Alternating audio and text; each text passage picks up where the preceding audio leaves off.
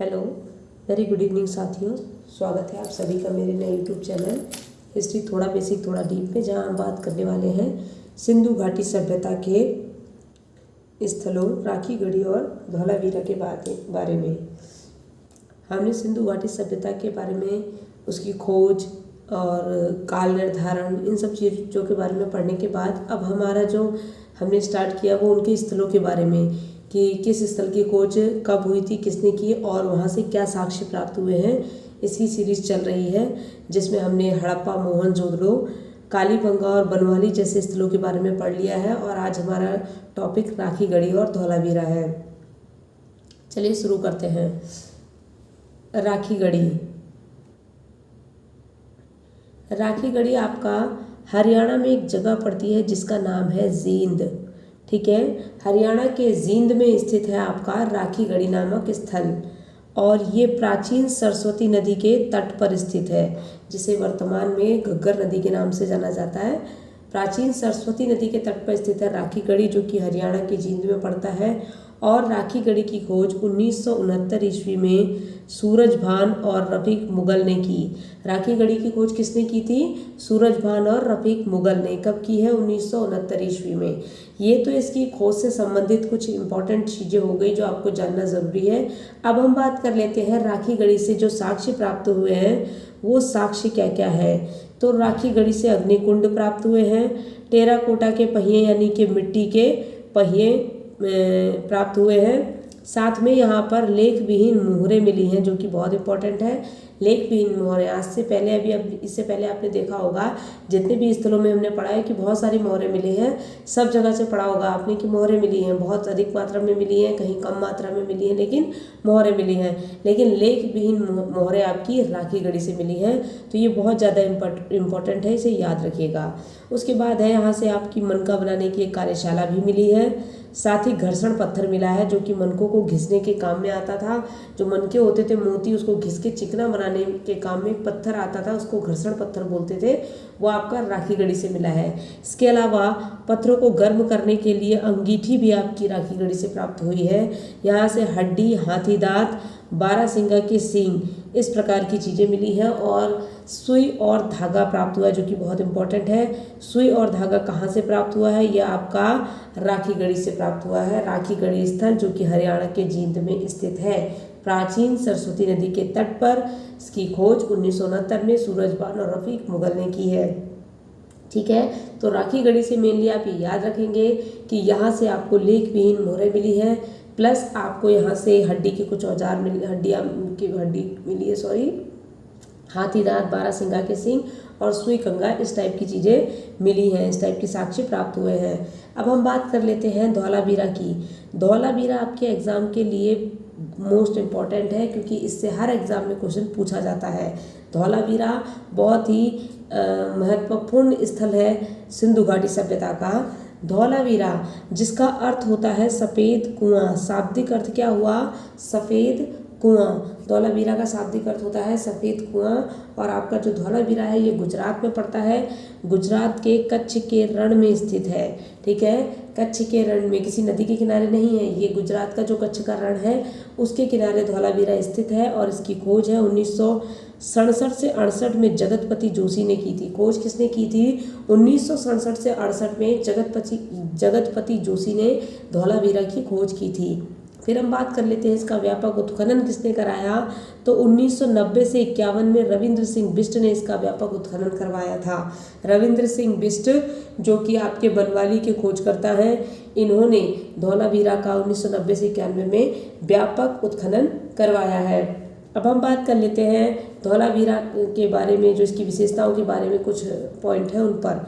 ठीक है, तो धौलावीरा जो है वो भारत में स्थित सबसे प्राचीन, सर्वाधिक सुव्यवस्थित, सबसे खूबसूरत तथा दूसरा सबसे बड़ा नगर है। ठीक है, सिंधु घाटी सभ्यता के जितने भी स्थल खोजे गए हैं उन स्थलों में से भारत में स्थित स्थल की बात कर रहा है, तो भारत में स्थित सबसे प्राचीन स्थल है आपका धौलावीरा।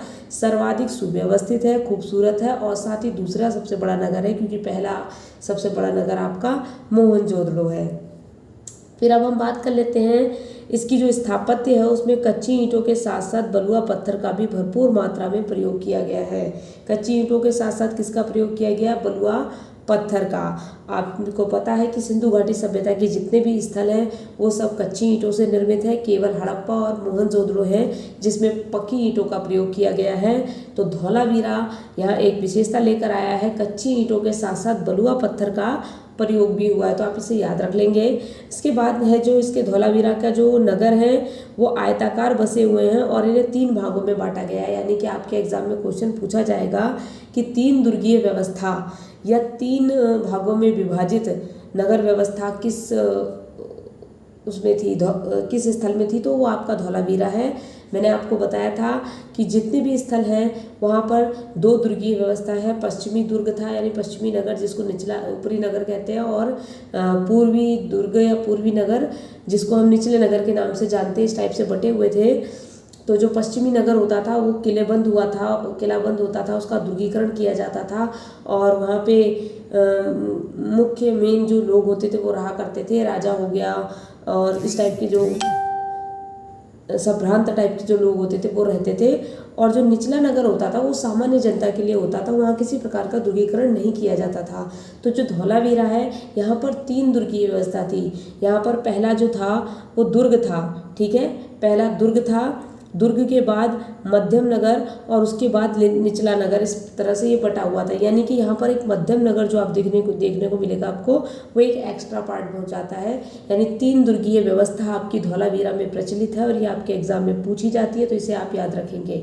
फिर हम बात कर लेते हैं धौलावीरा से मिलने वाले साक्ष्यों के बारे में, जो कि अब आपके लिए ये सारे पॉइंट बहुत इंपॉर्टेंट है और मैंने सभी को हाईलाइट किया हुआ है, आप देख सकते हैं।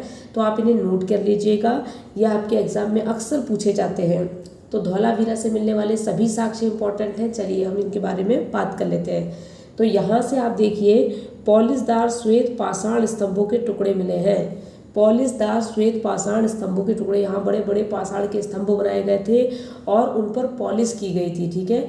तो पॉलिश किए जाने का, पत्थरों पर पॉलिश किए जाने का ये प्राचीनतम प्रमाण कहाँ से मिला है आपको? ये आपको धौलावीरा से मिला है। क्या मिले हैं? श्वेत पाषाण स्तंभों के टुकड़े जिन पे पॉलिश की हुई है, ठीक है। इसके अलावा यहाँ से साइन बोर्ड या नाम पट्टिका मिली है। साइन बोर्ड या नाम पट्टिका के साक्ष्य मिले हैं। साइन बोर्ड जो कि देखा है आपने, लोग अपने घरों के बाहर नेम प्लेट लगवाते हैं, उसको ही साइन बोर्ड या नाम पट्टिका कहा जाता है। और धौलावीरा एकमात्र सिंधु घाटी सभ्यता का एकमात्र स्थल है जहाँ से साइन बोर्ड और नाम पट्टिका के साक्ष्य मिले हैं। इसके अलावा हम बात कर लेते हैं, ये मोस्ट इम्पॉर्टेंट क्वेश्चन है आपका, उत्कृष्ट जल प्रबंधन या वाटर हार्वेस्टिंग का प्रमाण कहाँ से मिला है? तो ये भी आपका धौलावीरा से मिला है। उत्कृष्ट जल प्रबंधन व वाटर हार्वेस्टिंग का प्रमाण कहाँ से मिला है? धौलावीरा से। एग्जाम में आपके पूछा जा चुका है क्वेश्चन कि अपने उत्कृष्ट जल प्रबंधन के लिए कौन सा स्थल जाना जाता है, तो वो धौलावीरा है, ठीक है। तो आप इसे याद रखेंगे और नोट जरूर कीजिएगा, ठीक है। अब हम आगे बढ़ते हैं। तो अगला पॉइंट है सुनामी के प्राचीनतम साक्ष्य कहाँ से मिले हैं? तो ये भी आपके मिले हैं धौलावीरा नामक स्थल से। सुनामी के प्राचीनतम साक्ष्य सब, जबकि आपको पता है कि मैंने पिछले वीडियो में बताया था भूकंप के प्राचीनतम साक्ष्य कहाँ से मिले, तो वो आपको कालीबंगा से मिले हैं। और यहाँ सुनामी के प्राचीनतम साक्ष्य की बात हो रही है जो आपको धौलावीरा से मिले हैं। चलिए, यहाँ से एक और इम्पोर्टेंट चीज़ मिली है, वो है खेल का स्टेडियम। खेल का स्टेडियम कहाँ से प्राप्त हुआ है? ये भी आपका धौलावीरा से ही प्राप्त हुआ है। इसके अलावा नेवले की पाषाण की मूर्ति भी मिली है, यानी पत्थर की बनाई हुई नेवले की मूर्ति भी प्राप्त हुई आपकी धौलावीरा से। इसके बाद हम बात करते हैं अन्य साक्ष्यों की। तो अन्य के क्या साक्ष्य मिले हैं उन्हें हम देख लेते हैं। लघु आकार के स्वर्ण के मनके मिले हैं यहाँ पर, यानी कि जो मनके हैं वो बहुत छोटे आकार के हैं और सोने के हैं, ठीक है। शंख मिला है यहाँ से आपको, मिट्टी के बर्तन मिले हैं यहाँ से, आयताकार कब्रें मिली हैं, घोड़े की कलाकृतियों के अवशेष मिले हैं। ये आप याद रखेंगे इसलिए क्योंकि घोड़े के साक्ष्य आपको कई जगहों से मिले हैं, मोहनजोदड़ो से मिले हैं, सुरकोतला से भी मिले हैं, धौलावीरा से भी मिले हैं, लोथल से भी मिले हैं। तो ये सारी चीज़ें आपके एग्जाम में इस टाइप का क्वेश्चन आ जाता है कि निम्न में से किस स्थल से घोड़े के साक्ष्य प्राप्त नहीं हुए हैं, तो आपको उसमें से वो स्थल छांटना होगा जहाँ से जिसमें हम जिन साक्ष्यों में घोड़े का जिक्र हम नहीं करेंगे। तो जहाँ जहाँ आपको घोड़ा देखने को मिल रहा है, आपसे बस माइंड में रख लीजिए कि यहाँ से घोड़े के साक्ष्य मिले हैं, या ऐसा क्वेश्चन आपके एग्जाम में पूछा जा चुका है, इसलिए मैं आपको बता रही हूँ। चलिए, तो धौलावीरा से मिलने वाले साक्ष्यों में आप देख लेंगे कि घोड़े की कलाकृतियों के अवशेष मिले हैं, राज्यसभा के अवशेष मिले हैं, इसके अलावा गिरगिट की प्रतिमा मिली है। ठीक हो गया। तो ये हो गया आपके धौलावीरा से मिलने वाले साक्ष्य, जिसमें मैंने आपको बता दिया जो इम्पोर्टेंट साक्ष्य हैं वो आप याद रखेंगे। नेम प्लेट, नाम पट्टिका, उत्कृष्ट जल प्रबंधन, सुनामी, खेल का स्टेडियम, नेवले की पाषाण मूर्ति और पॉलिश किए जाने का, पत्थर पर पॉलिश किए जाने का प्रमाण, ये सारी चीज़ें धौलावीरा से मिलने वाले सबसे इम्पोर्टेंट साक्ष्य हैं जो कि बहुत इम्पोर्टेंट है। तो ठीक है, इस वीडियो को अच्छे से क्या कहते हैं देखिएगा, और जो भी पॉइंट मैंने बताया उनको नोट डाउन कीजिएगा। अगर आपको वीडियो अच्छी लगी हो तो प्लीज़ लाइक, सब्सक्राइब, शेयर कीजिएगा, और अगली वीडियो में मिलते हैं। तब तक के लिए धन्यवाद।